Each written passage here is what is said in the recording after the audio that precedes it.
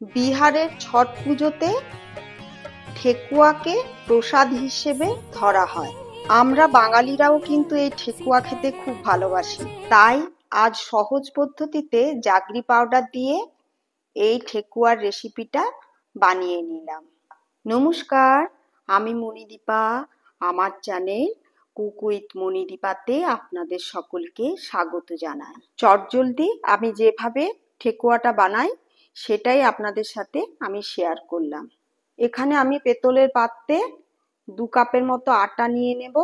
তার সাথে 1 cup jaggery powder, 1 cup নারকেল কোড়া, 1 চামচের মতো মৌরি, 5-6টা ইলাইচিকে খুব ভালো করে গুঁড়ো করে উপর থেকে যে ছালগুলো থাকবে সেগুলো ফেলে দেব। এলাচের গুঁড়োটাও ঢেলে দিয়েছি। 4 চামচের মতো ঘি গলিয়ে ঢেলে দেব। তারপর সমস্ত মিশ্রণটি হাতে করে ধীরে ধীরে মিক্স করে নেব। এখানে আমি 2 হাত দিয়ে খুব ভালো করে মিক্স করে নিয়েছি। 1 কাপ জলে একটু কম জল নিয়ে জল আস্তে আস্তে মিক্স করতে হবে। একসঙ্গে পুরো জলটা না দিয়ে একটু একটু করে জল দেবেন আর একটু একটু করে আটাটা মেখে নেবেন। একটা শক্ত ডো তৈরি করতে হবে। এখানে কিন্তু নরম ডো তৈরি করা যাবে না। ঠিক এই রকম শক্ত করে আটাটা মাখতে হবে। এরপর ঠিক রুটির মতো ছোট ছোট লেচি কেটে নেব। গোল গোল করে একই সাইজের লেচি কাটতে হবে।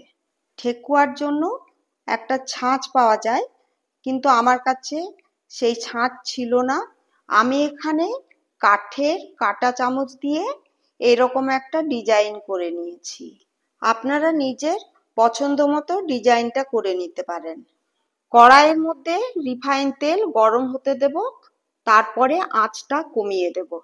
লো টু মিডিয়াম আঁচে ঠেকুয়াগুলিকে ভেজে তুলব।